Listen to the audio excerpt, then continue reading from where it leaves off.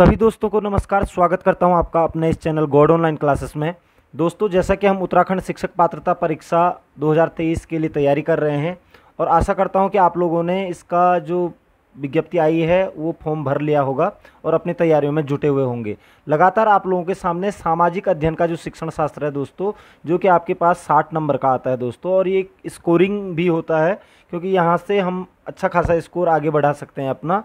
तो इसकी तैयारियों के लिए मैं आप लोगों के सामने लगातार वीडियो बनाता हुआ आ रहा हूँ पिछले कुछ सालों से। पिछले साल भी मैंने लगभग 20 वीडियो बनाई थी दोस्तों इसके ऊपर, और लगभग 48 से 50 क्वेश्चन इन वीडियो से आए थे दोस्तों। इसलिए आप लोगों से ये अनुरोध बार बार कर रहा हूँ कि आप वीडियो को बड़ी गंभीरता से देखिएगा और उससे रिलेटेड क्वेश्चनों पर ज़्यादा फोकस करने की कोशिश कीजिएगा दोस्तों। तो आज की इस वीडियो में, जो कि लगातार चौथी वीडियो है इस सेशन की, इस वीडियो में आगे बढ़ने से पहले आप लोगों को बताना चाहूँगा कि आपने इससे पूर्व की जो 3 वीडियोस डाली है मैंने, उनको अगर नहीं देखा है तो उनको भी आप ज़रूर देख लीजिएगा। और अगर आपने अभी तक चैनल को सब्सक्राइब नहीं किया है दोस्तों, तो चैनल को ज़रूर सब्सक्राइब कीजिएगा और अपने दोस्तों के साथ भी शेयर ज़रूर कीजिएगा। तो बढ़ते हैं आज के पहले क्वेश्चन की ओर। पहला क्वेश्चन जैसा कि हम देख पा रहे हैं, यहाँ पर क्वेश्चन आ रहा है, मौलिक कर्तव्य भारत के संविधान में किस अनुच्छेद में निहित है? मौलिक कर्तव्य किस अनुच्छेद के अंतर्गत रखा गया है? यहाँ पर अनुच्छेद 492, अनुच्छेद 51A, अनुच्छेद 50A या अनुच्छेद 44? तो याद रखिएगा दोस्तों, जो भारत में मौलिक कर्तव्य हैं, मौलिक कर्तव्य को संयुक्त ये कह सकते हैं हम कि रशिया के पूर्व सोवियत रूस के संविधान से लिया गया था। ये रूस याद रख लेना, हमारे भारत के संविधान में पूर्व सोवियत रूस के संविधान से लिया गया है मौलिक कर्तव्यों को भारत के संविधान में। और इसके लिए आपका 44वां संविधान दोस्तों 42वां संविधान संशोधन हुआ था 1976 ईस्वी में। 1976 ईस्वी में 42वां संविधान संशोधन के तहत भारतीय संविधान में मौलिक कर्तव्य रखे गए हैं। ठीक है, तो ये कौन सा अनुच्छेद में है आपको याद होना चाहिए, ये होते हैं 51A में दोस्तों। ठीक है, तो मौलिक कर्तव्य भारतीय संविधान के अनुच्छेद 51A में है। इनकी संख्या अभी वर्तमान में 11 है दोस्तों। और भारत में सरदार स्वर्ण सिंह समिति की अनुशंसा पर मौलिक कर्तव्यों को भारतीय संविधान में जगह दी गई थी, जिसके लिए कि 42वां संविधान संशोधन किया गया था 1976 ईस्वी में दोस्तों। तो यहाँ से विभिन्न प्रकार के क्वेश्चन पूछे जा सकते हैं आपसे, वो हर चीज़ मैं आप लोगों के सामने रख चुका हूँ दोस्तों। नेक्स्ट क्वेश्चन पे चलेंगे। निम्नलिखित में से कौन सा संयोजन सही नहीं है? कौन सा संयोजन सही नहीं है? यहाँ पर है बुलर झील कश्मीर, नैनी झील उत्तराखंड, वेम्बनाड झील महाराष्ट्र या चिल्का झील उड़ीसा। तो आपने वो खोजना है जो सही नहीं है। तो बुलर झील दोस्तों कश्मीर में है, बिल्कुल सही है ये। नैनी झील उत्तराखंड में है, ये भी बिल्कुल सही है। वेम्बनाड झील महाराष्ट्र दोस्तों ये गलत है। वेम्बनाड झील आपकी केरल में है दोस्तों, याद रखेंगे केरल में है। और चिल्का झील आपकी उड़ीसा में है। तो आपने गलत संयोजन को उत्तर बनाना है अपना, तो आपका ऑप्शन नंबर सी हो जाएगा कि वेम्बनाड झील महाराष्ट्र में है। ये जो दे रहा है ये गलत बोल रहा है, जबकि वेम्बनाड झील किस राज्य में है? केरल राज्य में है दोस्तों। तो इम्पोर्टेंट बन जाता है इस तरीके के आप लोग झीलों से रिलेटेड क्वेश्चन भी जरूर देखिएगा, भारतीय झीलों को, क्योंकि ये क्वेश्चन बन जाता है यहाँ से भी। नेक्स्ट क्वेश्चन पे चलेंगे। जलियांवाला बाग नरसंहार के बाद किसने अपनी नाइटहुड की उपाधि लौटा दी थी? बहुत इंपॉर्टेंट क्वेश्चन है दोस्तों ये भी। आपको पता होना चाहिए, जब ब्रिटिश काल में एक सम्मान का पद था, ब्रिटिश एम्पायर के द्वारा दिया जाता था, नाइटहुड की उपाधि दी जाती थी दोस्तों। तो नाइटहुड की उपाधि दी गई थी आपका रविंद्रनाथ टैगोर जी को। रविंद्रनाथ टैगोर जी को दी गई थी सन 1915 ईस्वी में दोस्तों, याद रखेंगे। अंग्रेज़ों ने नाइटहुड की उपाधि यानी कि सर, एक प्रकार का सर की उपाधि दी थी रविंद्रनाथ टैगोर को। लेकिन जैसे जलियांवाला बाग हत्याकांड हुआ था, आपको पता है 13 नवंबर 1919 को, ठीक है, तो उसके बाद से रविंद्रनाथ टैगोर ने ये आपका त्याग दी थी नाइटहुड की उपाधि दोस्तों। ठीक है, तो नाइटहुड की उपाधि जलियांवाला बाग नरसंहार के बाद किसने अपने नाइटहुड की उपाधि को लौटा दिया था?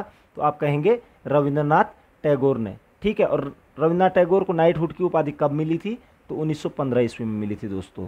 नेक्स्ट क्वेश्चन पे चलेंगे। शेख ख्वाजा कुतुबुद्दीन बख्तियार काकी का दरगाह कहाँ है? ठीक है, तो शेख ख्वाजा कुतुबुद्दीन बख्तियार, आपने इनका नाम सुना होगा। इनकी जो दरगाह है वो कहाँ है? यहाँ पर ऑप्शन है अजमेर, अजीधन, आगरा या दिल्ली। तो देखिए दोस्तों, जहाँ पर कुतुब मीनार है, कुतुब मीनार के ही पास में शेख ख्वाजा कुतुबुद्दीन बख्तियार काकी की क्या है? दरगाह है दिल्ली में। तो इसका आंसर हो जाएगा दिल्ली। तो शेख ख्वाजा कुतुबुद्दीन बख्तियार काकी का दरगाह दिल्ली में है दोस्तों। और ये ख्वाजा निजामुद्दीन औलिया के क्या थे, गुरु थे दोस्तों। शेख ख्वाजा कुतुबुद्दीन बख्तियार काकी निजामुद्दीन औलिया के भी गुरु थे दोस्तों। ठीक है, तो इंपॉर्टेंट बन जाता है ये भी अपने आप में। नेक्स्ट क्वेश्चन पे चलेंगे दोस्तों। निम्नलिखित में से किस वर्ष में भारत में पहली बार बजट प्रणाली शुरू की गई थी? ये क्वेश्चन भी बहुत बार पूछा जाता है कि भारत में सबसे पहली बार बजट प्रणाली कब शुरू की गई थी। यहाँ पर ऑप्शन है 1867, 1860, 1897 या 1890। तो याद रखेंगे दोस्तों, भारत में पहली बार जो बजट प्रणाली शुरू की गई थी वो की गई थी 1860 ईस्वी में। ठीक है, और ये की थी जेम्स विल्सन ने प्रस्तुत किया था। जेम्स विल्सन ने पहली बार भारत में बजट प्रारंभ किया था, बजट प्रस्तुत किया था दोस्तों 1860 ईस्वी में। एक क्वेश्चन भी कई बार पूछ लिया जाता है दोस्तों। नेक्स्ट क्वेश्चन पे चलेंगे। गुइंदी राष्ट्रीय उद्यान कहाँ स्थित है? तो गुइंदी राष्ट्रीय उद्यान, ये इंपॉर्टेंट आ सकता है, कई बार पूछा भी गया है। गुइंदी राष्ट्रीय उद्यान कहाँ स्थित है? यहाँ पर है आंध्र प्रदेश, तेलंगाना, हिमाचल प्रदेश या तमिलनाडु। तो गुइंदी राष्ट्रीय उद्यान जो है दोस्तों वो तमिलनाडु की राजधानी चेन्नई शहर के बीचों बीच स्थित है दोस्तों। ठीक है, तो गुइंदी राष्ट्रीय उद्यान आपका कहाँ है? तमिलनाडु में स्थित है, जो कि चेन्नई में है दोस्तों। ठीक है, नेक्स्ट क्वेश्चन पे चलेंगे। जीएसटी परिषद में कितने सदस्य हैं? आपको पता है भारत में अब जितने भी अप्रत्यक्ष कर हैं उनकी जगह एक कर लगता है जिसको कि हम जीएसटी के नाम से जानते हैं। ठीक है, और जीएसटी जो प्रारंभ हुआ था दोस्तों भारत में वो 1 अप्रैल 2017 से स्टार्ट हुआ है दोस्तों। ये क्वेश्चन में पूछ लिया जाता है कि भारत में जीएसटी का फुल फॉर्म क्या होता है? Goods and service tax. ठीक है, तो ये हो जाएगा आपकी इसकी फुल फॉर्म। और 1 अप्रैल 2017 को ये लागू हुआ था पूरे देश में भारत में जीएसटी। इसकी काउंसिलिंग यानी कि जो इसकी परिषद होती है इसमें कितने सदस्य होते हैं, क्वेश्चन पूछा जाता है। यहाँ पर ऑप्शन है 30, 35, 33 या 23। तो याद रखना दोस्तों, जीएसटी जो परिषद है उसमें 33 सदस्य होते हैं दोस्तों। 33 सदस्य यानी कि 33 सदस्य उसमें हैं जीएसटी परिषद में वर्तमान में। ठीक है, नेक्स्ट क्वेश्चन पे चलेंगे। मोहम्मद गौरी और पृथ्वीराज चौहान के बीच कौन सी लड़ाई हुई थी?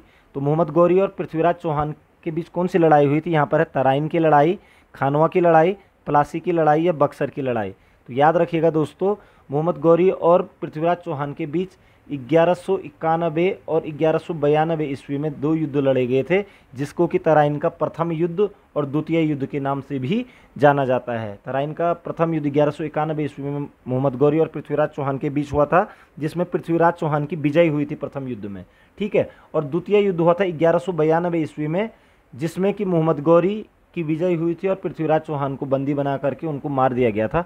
ठीक है, तो याद रखेंगे कि तराइन की लड़ाई किसके बीच में हुई थी? मोहम्मद गौरी और पृथ्वीराज चौहान के बीच में 1191 और 1192 ईस्वी में दोस्तों। अगर वीडियो पसंद आ रही है दोस्तों तो लाइक ज़रूर कीजिएगा और शेयर करना ना भूलिएगा दोस्तों। नेक्स्ट क्वेश्चन पे चलते हैं। भारतीय राष्ट्रीय कांग्रेस का भव्य बूढ़ा किसे कहा जाता है? तो भव्य बूढ़ा का मतलब होता है grand old man of India. ठीक है, वयोवृद्ध नेता भी बोलते हैं जिसको। ठीक है, तो भारतीय राष्ट्रीय कांग्रेस का भव्य बूढ़ा किसे कहा जाता है? ये क्वेश्चन कई बार पूछ लिया जाता है। लाला लाजपत राय, सरदार वल्लभ भाई पटेल, महात्मा गांधी या दादा भाई नेहरू। तो याद रखेंगे दोस्तों, दादा भाई नेहरू को भव्य बूढ़ा या फिर grand old man of India या फिर ये कह सकते हैं ग्रैंड ओल्ड मैन को अगर हिंदी में अभी बताया भी था मैंने। ठीक है, तो grand old man of India भी कहा जाता है दादा भाई नेहरू को, और भव्य बूढ़ा के नाम से भी जाना जाता है दोस्तों, वयोवृद्ध नेता के नाम से भी जाना जाता है दोस्तों। ठीक है, नेक्स्ट क्वेश्चन पे चलते हैं। संघात्मक शासन व्यवस्था में क्या होता है? समस्त शक्ति संघ केंद्रित रहती है, समस्त शक्ति संघ की इकाइयों में केंद्रित रहती है, समस्त शक्ति संघ एवं उसकी विभिन्न इकाइयों के मध्य विभाजित होती है, कुछ शक्ति संघ और अधिक शक्तियां संघ की इकाइयों के पास होती है। तो जो भी संघात्मक शासन व्यवस्था होती है, जैसे भारत की जो शासन व्यवस्था है दोस्तों वो संघात्मक है। इसमें 28 राज्यों का एक संघ है भारत जैसे अभी वर्तमान में। ठीक है, तो संघ की जो शक्ति होती है वो समस्त शक्ति केंद्र यानी कि संघ में केंद्रित नहीं रहती है। उसकी कुछ शक्तियाँ क्या होती हैं संघ के पास और कुछ उसकी इकाइयों के पास केंद्रित रहती है। तो समस्त शक्ति समस्त शक्ति संघ एवं उसकी विभिन्न इकाइयों के मध्य विभाजित रहती हैं। ये ऑप्शन नंबर सी आपका आंसर हो जाएगा। ठीक है, समस्त शक्ति संघ एवं उसकी विभिन्न इकाइयों यानी कि जो उसके राज्य हैं उनके मध्य क्या रहती है, विभाजित रहती है संघात्मक शासन व्यवस्था में दोस्तों। ठीक है, नेक्स्ट क्वेश्चन पे चलते हैं। भारतीय शासन प्रणाली है, अब ये क्वेश्चन वही आगे यहाँ पर है, संघात्मक है न संघात्मक है न एकात्मक, अर्धसंघात्मक या एकात्मक। तो दोस्तों भारत का जो अनुच्छेद फर्स्ट है भारतीय संविधान का, उसमें साफ साफ लिखा है कि भारत राज्यों का संघ है। ठीक है, भारत राज्यों का क्या है, संघ है, इसलिए यहाँ की जो शासन प्रणाली होगी वो संघात्मक होगी दोस्तों। ठीक है, तो भारत की शासन प्रणाली कैसी है, संघात्मक है दोस्तों। ठीक है, नेक्स्ट क्वेश्चन पे चलेंगे। सांसदों के वेतन का निर्णय कौन करता है? सांसद जो होते हैं हमारे मेंबर ऑफ पार्लियामेंट एमपी, यानी कि इनका जो वेतन का जो निर्धारण किया जाता है वो किसके द्वारा किया जाता है? तो यहाँ पर ऑप्शन है केंद्रीय मंत्रिपरिषद के द्वारा, राष्ट्रपति द्वारा, प्रधानमंत्री द्वारा या संसद द्वारा। तो याद रखेंगे दोस्तों, जो सांसदों का वेतन का जो निर्धारण किया जाता है वो संसद के ही द्वारा किया जाता है। और संसद के 3 अंग होते हैं दोस्तों, लोकसभा, राज्यसभा और राष्ट्रपति। ठीक है, तो ये तीनों से ही पास होकर के उनके वेतन का निर्धारण किया जाता है दोस्तों, तो ये याद रखेंगे। तो सांसदों का वेतन का निर्धारण किया जाता है संसद के द्वारा। नेक्स्ट क्वेश्चन पे चलेंगे दोस्तों। रूसो कहाँ का दार्शनिक था? ठीक है, द सोशल कॉन्ट्रैक्ट्स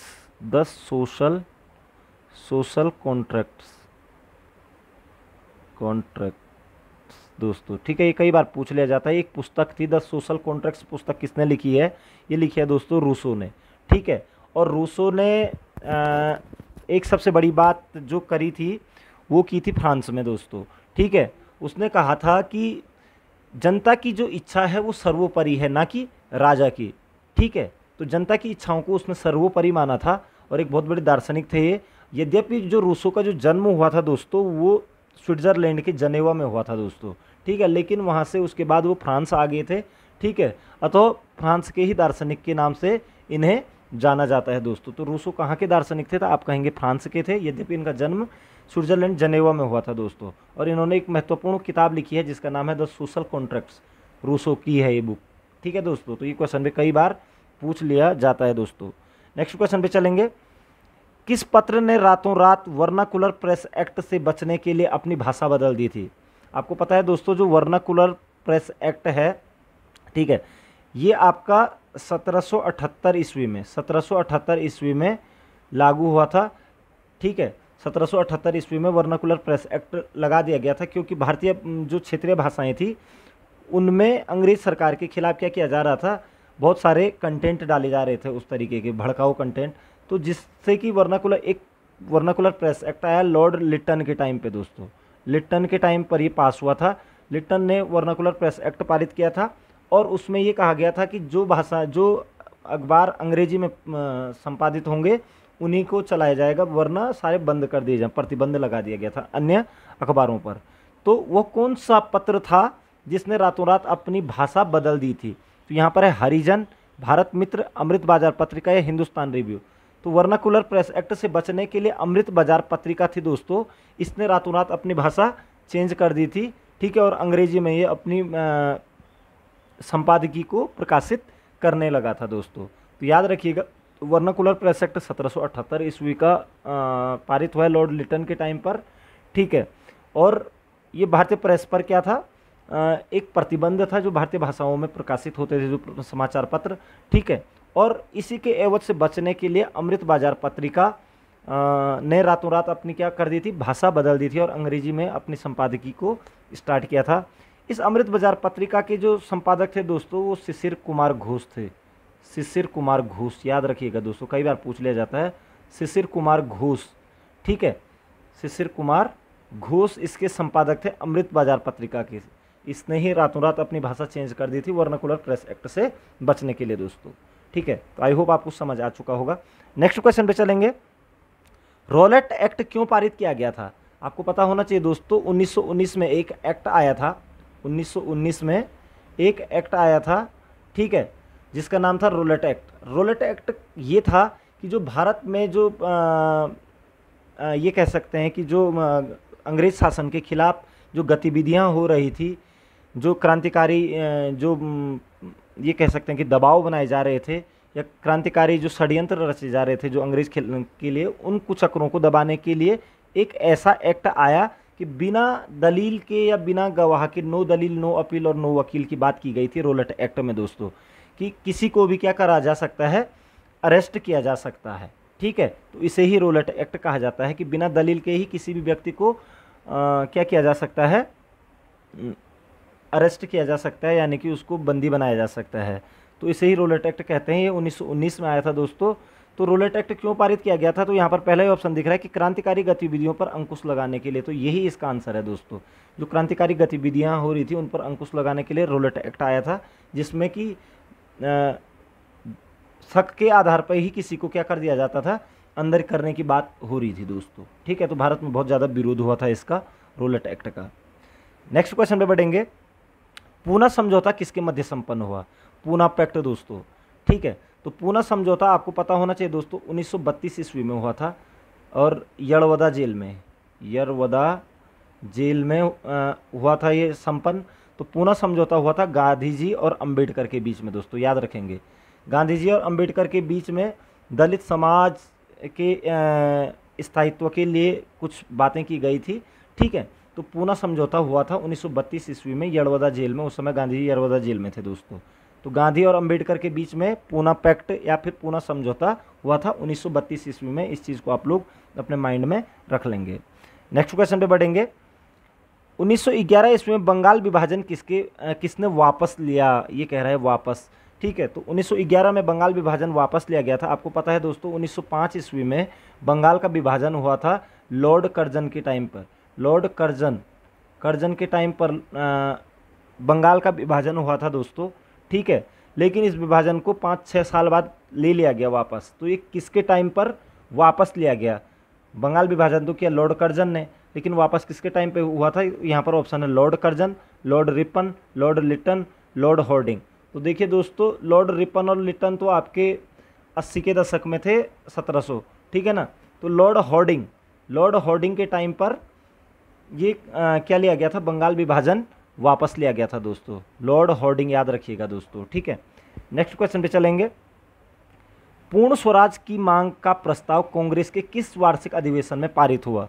तो पूर्ण स्वराज की मांग की गई थी दोस्तों, आपको पता होना चाहिए 26 जनवरी 1930 को भारतीय राष्ट्रीय कांग्रेस ने लाहौर में रावी नदी के तट पर अपना झंडा फहराया था दोस्तों। ठीक है, और उस दिन उन्होंने कहा था कि पूर्ण स्वराज हैं, यानी कि पूर्ण स्वराज की बात की थी, पूर्ण स्वाधीनता की बात की थी। तो ये कौन से अधिवेशन में पारित हुआ था? यहाँ पर है 1929 लाहौर, 1931 कराची, 1933 कलकत्ता, या 1937 बेलगांव। तो याद रखिएगा दोस्तों 26 जनवरी 1930 से पहले 1929 में लाहौर में ये पारित हुआ था। ठीक है, पूर्ण स्वराज की मांग का जो प्रस्ताव था वो 1929 में लाहौर में पारित हुआ था कांग्रेस के अधिवेशन में। ठीक है, और 26 जनवरी 1930 को इन्होंने पूर्ण स्वराज की मांग भी की थी और उस दिन तिरंगा फहराया था। इसीलिए 26 जनवरी को ही आपका भारतीय संविधान भी लागू किया गया था दोस्तों। इसकी ये कहानी भी है। ठीक है, नेक्स्ट क्वेश्चन पे चलते हैं। राष्ट्रीय स्वयंसेवक संघ की स्थापना कब और किसने की? तो आपको पता होना चाहिए दोस्तों, राष्ट्रीय आरएसएस जो है, राष्ट्रीय स्वयंसेवक संघ की स्थापना कब और किसने की थी? 1923 गुरु गोलवलकर, 1925 केबी हेडगेवार, 1926 चित्तरंजन दास, या 1928 लालचंद। तो याद रखिएगा दोस्तों, जो राष्ट्रीय स्वयंसेवक संघ की स्थापना की गई थी 1925 ईस्वी में की गई थी, और वो केबी हेडगेवार ने की थी। तो 1925 ईस्वी में केबी हेडगेवार ने राष्ट्रीय स्वयंसेवक संघ की स्थापना की थी दोस्तों, याद रखेंगे। इंपॉर्टेंट क्वेश्चन है, ये भी बहुत बार पूछ लिया जाता है। नेक्स्ट क्वेश्चन पे चलते हैं। असहयोग आंदोलन का प्रस्ताव कांग्रेस के किस अधिवेशन में पारित हुआ था? तो आपको पता है दोस्तों, असहयोग आंदोलन 1920 से 1922 तक चला था। ठीक है, तो 1920 में आपका असहयोग आंदोलन प्रारंभ हुआ था। तो जो इसका प्रस्ताव था कांग्रेस के किस अधिवेशन में पारित हुआ था? यहाँ पर ऑप्शन है सितंबर 1920 कलकत्ता, अक्टूबर 1920 अहमदाबाद, नवंबर 1920 फैजपुर, या दिसंबर 1920 नागपुर। तो याद रखिएगा दोस्तों, असहयोग आंदोलन का जो प्रस्ताव था वो सितंबर 1920 में कलकत्ता अधिवेशन में, 1920 का जो कलकत्ता अधिवेशन था 1920 का, ठीक है, उसमें असहयोग आंदोलन के प्रस्ताव को पारित किया गया था। और आपको पता है असहयोग आंदोलन महात्मा गांधी जी द्वारा चलाया गया था, जो कि 1920 में स्टार्ट किया गया था, और 1922 में जब चौरा चौरी की जो घटना हुई थी दोस्तों, ठीक है, उसके बाद से ये वापस ले लिया गया था दोस्तों। ठीक है, तो नेक्स्ट क्वेश्चन पे चलेंगे। तीन कठिया प्रणाली लागू हुआ था। तो तीन कठिया प्रणाली किस पर लागू हुआ था? उद्योगपतियों पर, व्यापारियों पर, श्रमिकों पर या किसानों पर? तो याद रखिएगा दोस्तों, तीन कठिया प्रणाली जो लागू हुई थी वो किसानों पर हुई थी। अब ये तीन कठिया प्रणाली क्या थी? अंग्रेज़ों ने ज़बरदस्ती किसानों को ये आदेश किया था कि वो 3/20 भाग पर नील की खेती करेंगे। ठीक है, 3/20 भाग पर नील की खेती करेंगे। ठीक है, तो ये नेसेसरी था, मैंडेटरी था किसानों के लिए।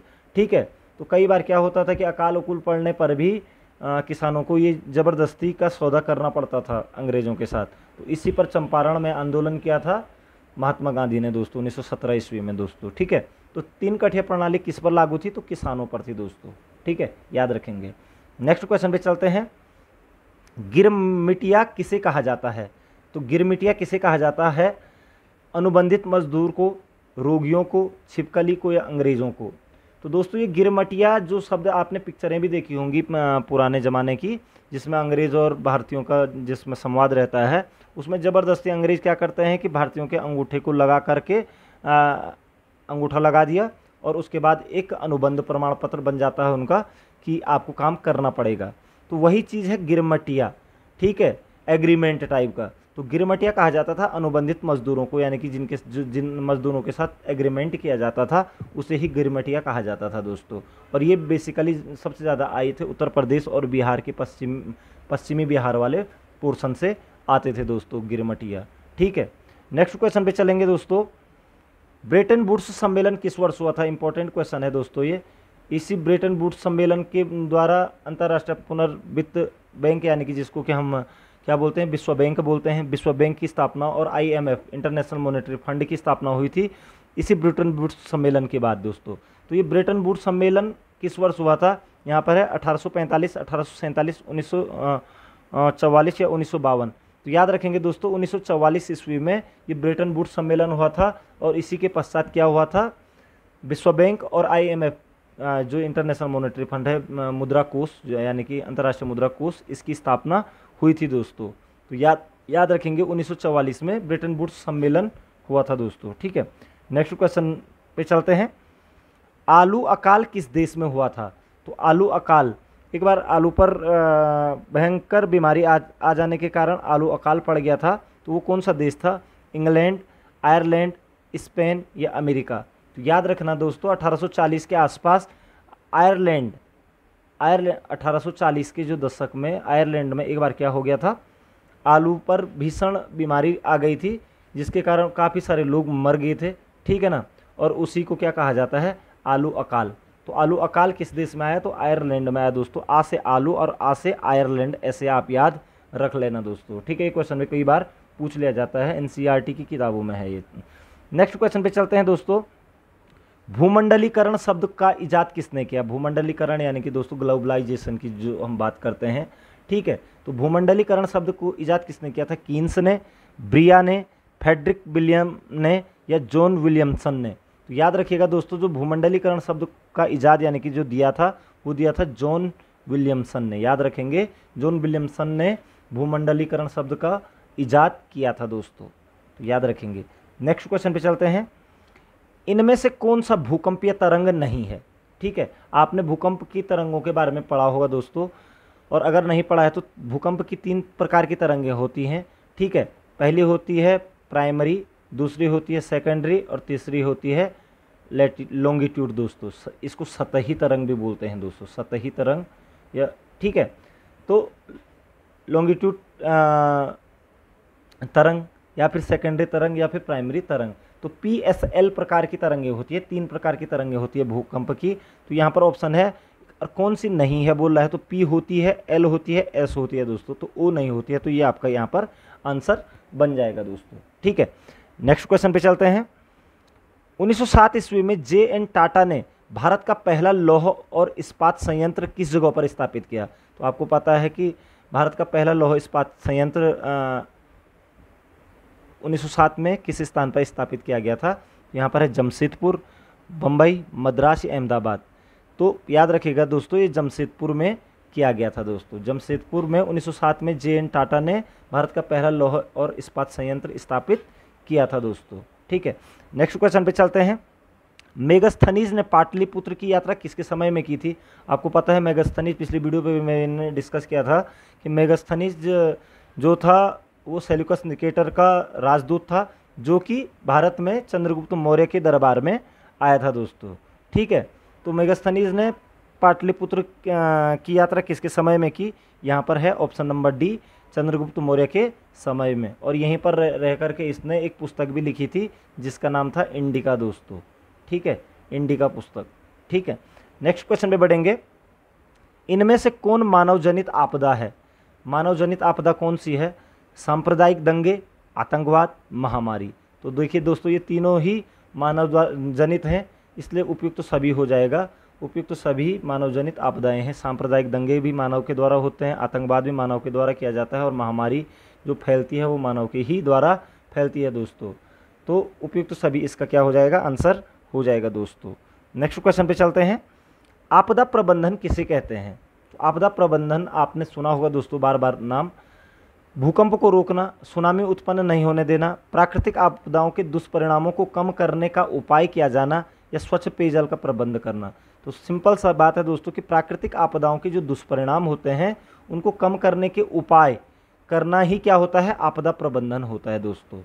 यानी कि आपदा के जो दुष्परिणाम होते हैं उनको कम करने के जो उपाय किए जाते हैं सरकार के द्वारा या मानव के द्वारा, उसे ही आपदा प्रबंधन कहते हैं दोस्तों। तो आशा करता हूं दोस्तों कि आपको वीडियो ज़रूर समझ में आया होगा। अगर कोई समस्या होती है तो आप मेरे को कमेंट सेक्शन में ज़रूर लिखिएगा, और आप इसी तरीके से अपनी तैयारी करते रहिएगा। मैं भी आप लोगों के सामने वीडियोज़ इसी प्रकार से बनाते हुए चलता रहूँगा जब तक आप लोगों का टेस्ट नहीं हो जाता है दोस्तों।